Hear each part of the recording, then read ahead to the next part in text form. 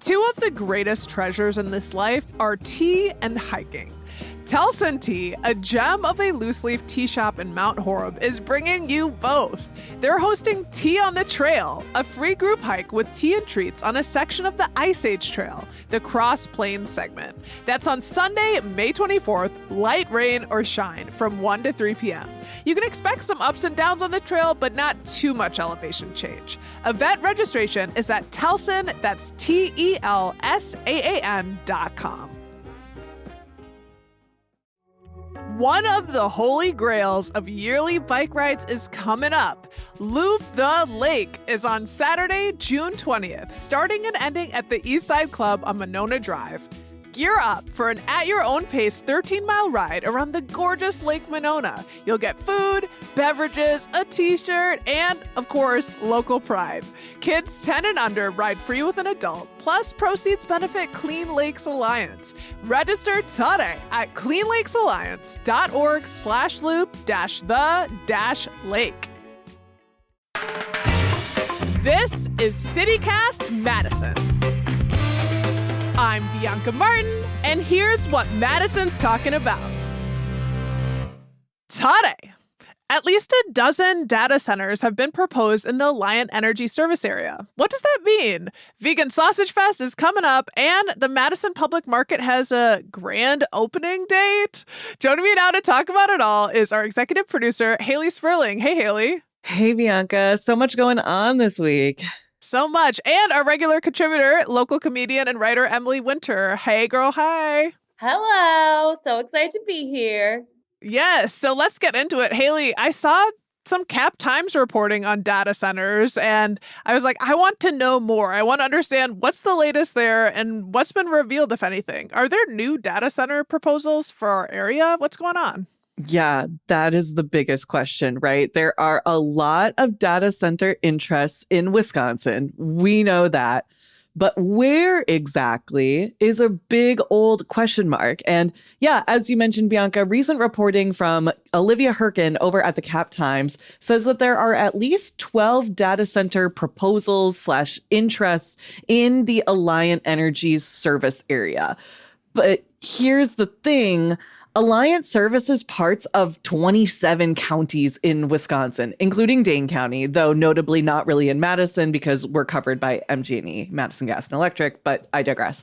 So according to Olivia's reporting, in documents shared with state regulators, Alliant Energy said that it had, quote, received multiple requests to serve new data center loads in multiple locations, unquote. So that's a big old question mark of question marks, because where these locations are going to be and how much energy they will be requiring is redacted in these documents. And that's kind of crazy to me because we know data centers have been a hot topic here in Wisconsin, partially because of the resources that they require and the adverse effects that they bring to the communities they're in and the sea of opacity that they shroud themselves in. So there's a lot going on in this story, but like the core of what's hitting me here is the secrecy, the lack of transparency. And I don't know about you guys, but like this story hit me by surprise. I know, Bianca, you said you were a little surprised. Like, what do you guys make of it?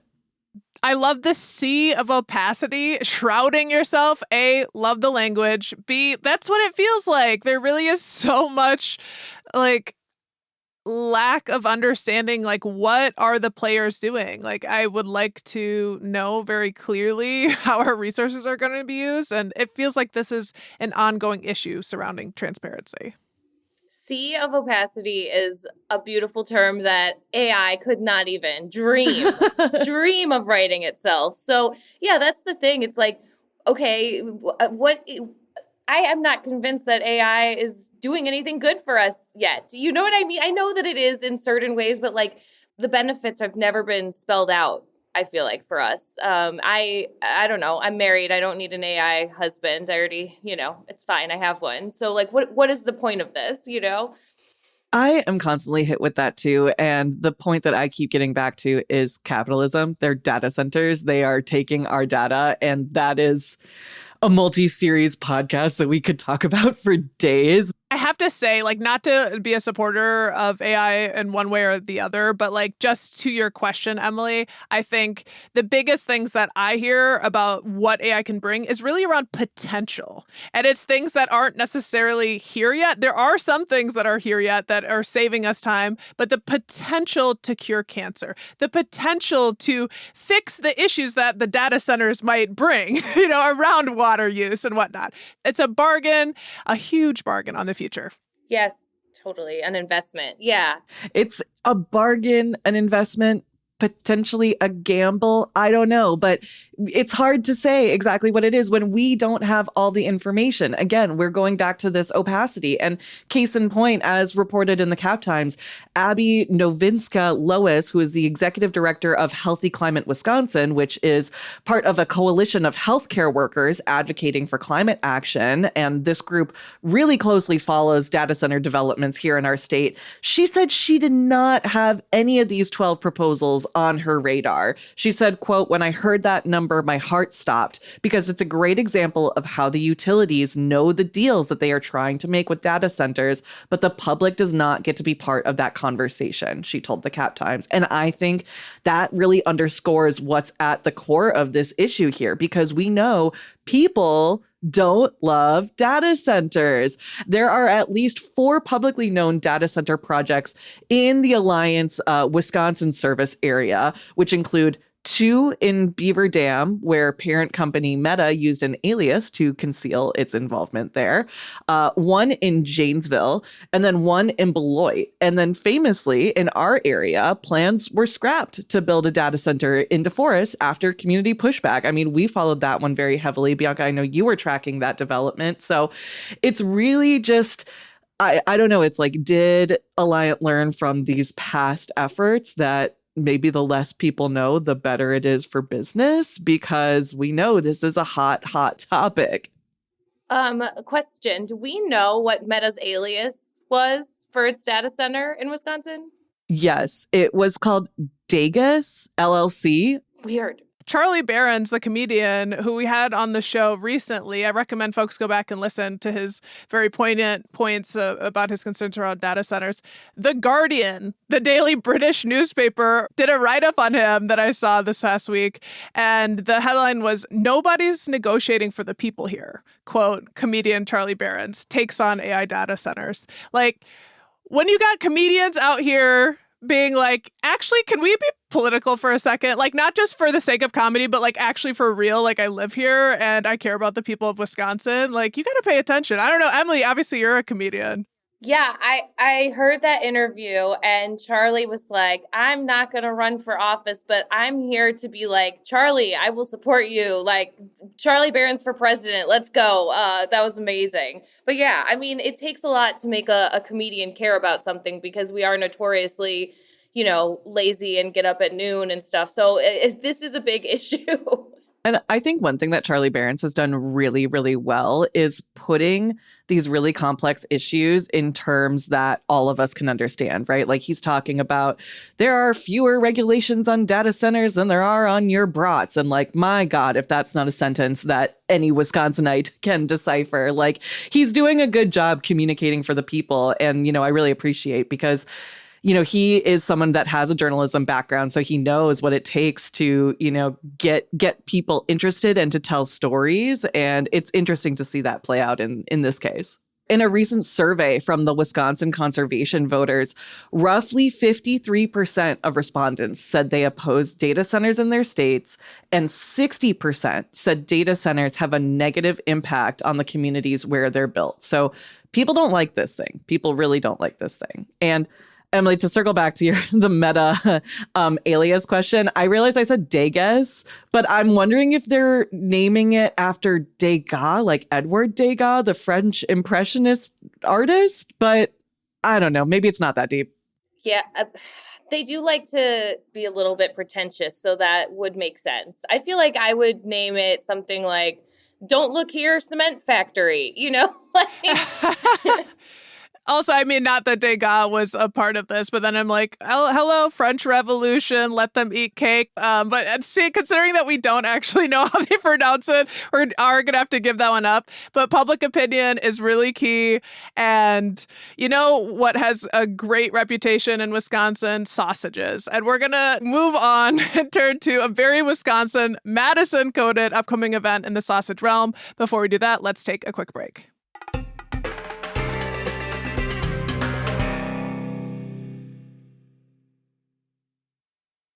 Okay, Emily. Many folks know that Bratfest, which stakes its claim as the world's largest Bratfest of its kind, is coming up. But I feel like Bratfest really gets all the thunder around here, and it's very possible that fewer folks are aware of Vegan Sausage Fest, which feels so Madison. Can you talk about, like, why are you excited to talk about this event? Because you're bringing the goods for it, and what do we need to know? I am so excited about this. I will absolutely be there. So I don't eat pork. And I gave up pork, I think, when I was 8 years old and somebody told me that a pig was smarter than the family dog. And I just couldn't get over it. And I still haven't. But I'm not a full vegetarian. Every once in a while, I lose my mind and eat a cheeseburger. And so I think Mad cow disease. That's exactly right. I think for people like me who are, like mostly vegetarian or interested in meat substitutes, this is an amazing thing. It's happening this Saturday, May 23rd at Bree Stevens Field from 11 to 3. And it is free to get in. And there are vendors, I expected it to just be Madison vendors, but they're from all over the state. And there's a bunch from Chicago. So it's going to be really, really fun. And this is its 4th year. I'm so excited to check it out. As someone who broke their years-long vegetarian streak because I really missed bacon, this does speak to me in that way. And honestly, shout out to Vegan Sausage Fest, because I do remember 4 years ago when they launched and I was like, oh, this has to be a bit. Like, this is someone's joke. But like you said, Bianca, it is perhaps one of the most Madison festivals I can really think of. And shout out to them for doing it at Bree Stevens. Obviously, it's gotten big enough. And the fact that they're doing it right in the middle of Bratfest. So I sense a little friendly competition brewing, maybe. In years past, they've got up to 2,000 people that have shown up. So, it's a little bit of a competition. I feel like the numbers for Bratfest, they can't speak for themselves right now. But yeah, no, 2,000 is good. 2,000 is good. No, I know. Yeah, Bratfest. I didn't even look that up. It's probably like 1,000 billion people go to Bratfest. Since I'm relatively new to Madison, I was looking up the best places to go and also where Madison fits in nationally. And actually, Madison is ranked number 10 in all of U.S. cities for vegans and vegetarians. And there are a ton of options. And so that's really exciting to me. Number 1 on that list, by the way, was Portland. And I'm like, you live for this title. So good. They get to have it. But yeah, so there's tons of stuff going on. There's so many places that I've never been to Just Veggies on State Street. They'll have a stand set up, the Vibrant Veg, 1146 Vegan. These are all the local ones. We've got Heirloom Bakery and Kitchen, Madame Chu Delicacies, Mary's Kitchen, The Walking Jerk, which is a hilarious name. So there's tons of local offerings, but then also if you want to try vegan food from around the state. There's so much going on. Something that was interesting to me, we're hoping for 2,000 people this weekend. And I was like, how many people are vegetarians, are full vegetarians? And it's about 6% of the US population is vegetarian and about 3%, according to the USDA, is vegan. So somewhere between 11 and 65% of the country is more like me, where we just give it our best go. We're sometimes called flexitarians. So I think that this could actually appeal to more than just vegans around town. But what are some of your favorite vegan and vegetarian dishes in Madison? Well, I don't consider myself a part of that persuasion, though I do honor its value system.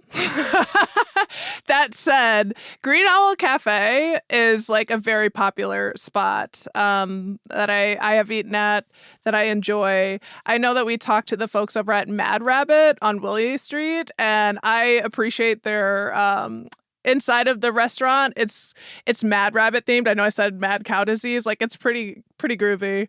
And then my favorite place to get like vegan baked goods is Motherfools. Like they have an all vegan baked good area where you can get some really tasty cookies that I've relied on for probably 15 years. The pecan sandy is a vibe.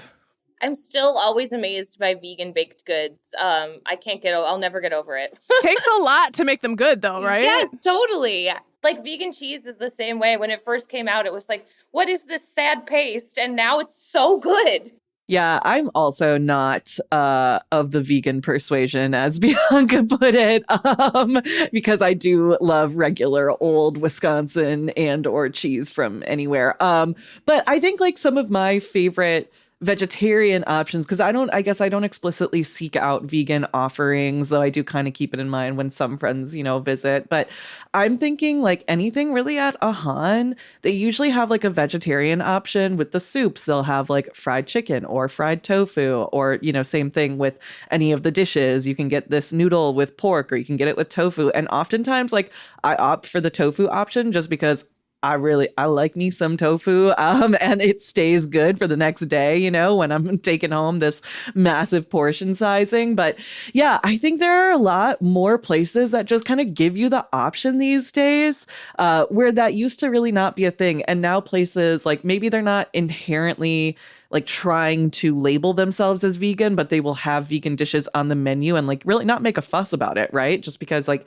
hey, this is a good thing and we want to try it and we're super stoked about it, which I'm glad that that's becoming the norm, because the environmental impact of eating meat, like it's, on par with data centers, right? Like we know that there are implications here, but also like, try something new, venture out of your comfort zone. I'm not sure if I'll be eating vegan cheese anytime soon, but twist my arm. Maybe Emily, you can find me a good brand. It's good. It's good. Yeah. And I totally get what you're saying. I haven't really been going to specifically veggie places lately either, but I do have a bunch of places that have like great vegetarian offerings, even though they're not vegetarian restaurants. Like Ha Long Bay, their vegetarian pho is incredible.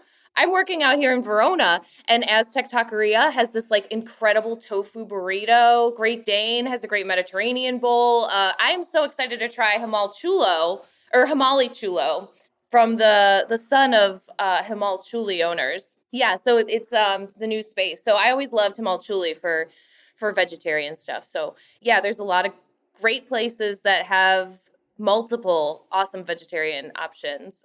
Himmel Julie has been such a beloved space. So when I actually found Amma Kitchen, that was the spot where I took my vegan friend when we went out. And they've got so many great dishes that I think you can ask for vegan, that are vegan, and also for sure lots of vegetable dishes like steamed veggie stuffed dumplings. But they do everything so well that you're going to feel nourished and loved.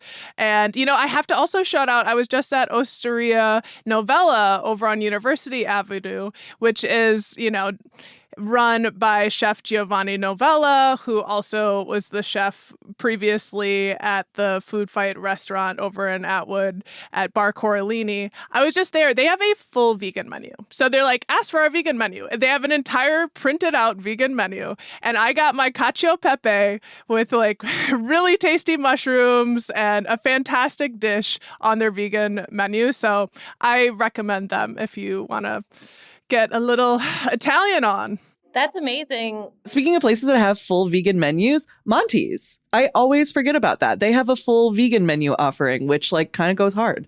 That's amazing. What's almost more incredible that some place has a full vegan menu is that they printed it out on paper and didn't make you access via QR code. That's incredible. I wanted to highlight a couple dishes that I am going to try on Saturday. I'm going to eat one or two there and then take one home. Okay, so one of them, it's from Libby's Corner, which is out of Chicago. They have a gumbo with rice. And I feel like gumbo is something because I really have never been a big meat person. And it's seafood too, right? I don't eat that. So like whatever they're doing with this vegan gumbo, I can't wait to try. I feel like gumbo is something that I've never been able to get in the club about, Now it's time. Yeah, yes. I finally get to know what the what the big deal is. There's also a mac and cheese flight, 4 different types of mac and cheese on a plate, and I am so excited for like fake chorizo and mac and baked sausage ziti and mac. That is by Stamartin, and that's also from Chicago. And then Just Veggies has an Italian brat that I want to try with peppers and onions. Yeah, so love a flight. I think I'm going to take the Italian brat home. A flight of mac and cheese is such a holy sounding thing. I know. That's what I have on my list. I might get pulled by something else. Yeah. And as a comedian, I feel like I should end this segment with I'll try to do this joke justice. Do you guys know the comedian Julio Torres? Yes, I love him. He has a wonderful joke about being vegan, and it is, I'm vegan. I'm sorry. The hardest part about being vegan is all the apologizing. I don't miss cheese, but I do miss my friends and family. Something to that effect. It's a wonderful, it's a wonderful joke. Anyway. Yeah, very good. Love yourself and who you are. No apologies needed. And lean on in. I'm excited for you, Emily. You'll have to tell us how it goes. And if you guys out there go, let us know. What did you eat? All right, we're going to carry on here. Next up are looking good in Madison. Public good is looking cute. Before we get into that, we're going to take a quick break.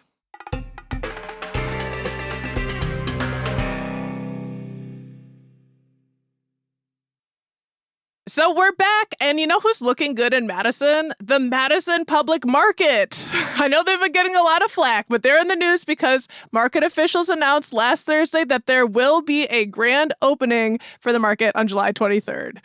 Drum roll! There's a little apprehension, I assume, from some folks. Like, I hope it does open on the 23rd, but they made an announcement, so I'm leaning towards trusting it. What about you guys? I'm not holding my breath, but I am excited. I think they feel ready. I'm, on their email list. They've been sending out sneak peeks for a while. It seems like things are really coming together. They've gotten more and more vendors added every day. The public market, please, I want this saga to end so the public market can really start, Absolutely. As a relatively new Madisonian, I have not put in the time that you all have waiting and hoping and praying that every day is going to be the day. And so I am just happy to be here, and I can't wait to, go to the public market on July 23rd in my bathing suit. It's going to be great. I'm just excited for it. That's kind of how I feel as well. And I know I've shared that on the pod where I'm like, yes, they've been delayed. They're going to open and it's going to be great. They're going to take the time that they need. And I am excited for a party. Everyone likes a party. Summer is full of them. So this opening celebration, mark your calendars, July 23rd. This is going to feature celebrations with food, music, festivities. I actually was driving past the market yesterday, and really it stood out to me in a new way than ever before because it was at night and it has Madison Public Market in big, bright red lettering, and it's lit up and it looked really chic.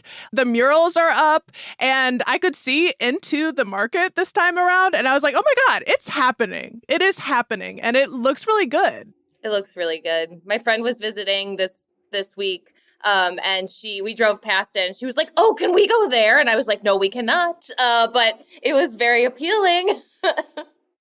You'll have to come back for it. Every time I drive past the public market, within the past couple of months and they've put a new mural up, I'm like, ooh, look at that one, and I've been waiting. I know exactly what you're talking about, Bianca, with the big neon lights that say Madison Public Market, and I haven't seen it lit up yet. So I need to go venture out there at night, maybe this week. Maybe they'll light it up. It felt literary. I did roll down. I was not driving, so I rolled down the windows and took a photo, and it couldn't do it justice. But I was like, okay, because it started out gray and black, and now there's color on there. It's coming to life. Madison deserves it. I'm really excited about it. Something else that was exciting, Haley, we got a message in that was really lovely. Somebody hit us up about our show on Monday. Let's turn to mailbag. What did we get in? Yeah, so Monday's show, if folks didn't listen, was all about smart studios here in Madison, which, if you're not familiar, it's that pretty nondescript 2-story building over on East Wash that was once the recording studio to many of the 90s and 2000s hottest rock bands.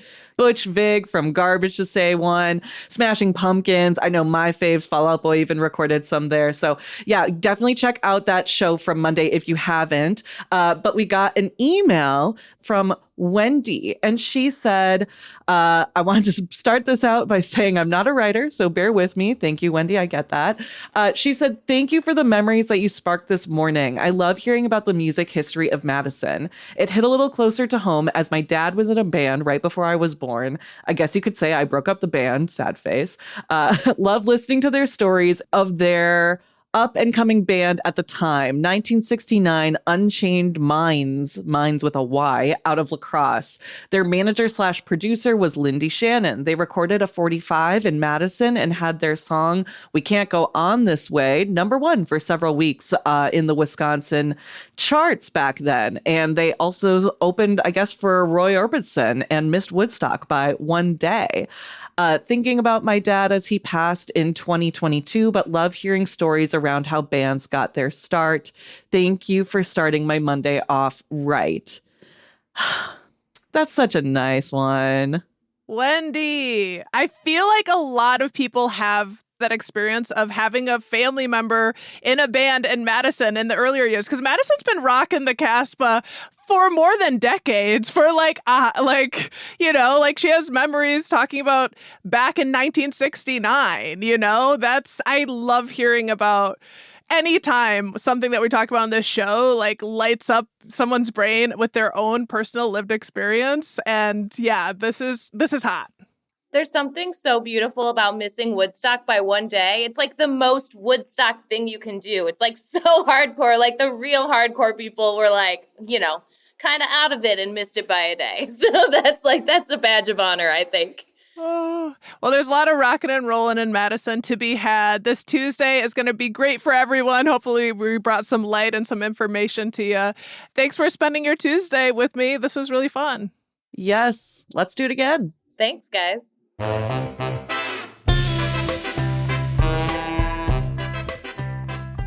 That's all for today here on CityCast Madison. I'm your host, Bianca Martin. You can get more news delivered right to your inbox by subscribing to the CityCast Madison newsletter.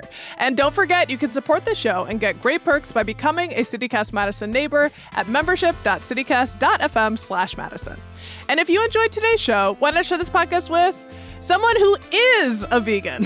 See you back here tomorrow morning with more news from around the city. That includes all the vegans and non-vegans. You're all welcome. Until then, thanks for listening and have a great Tuesday.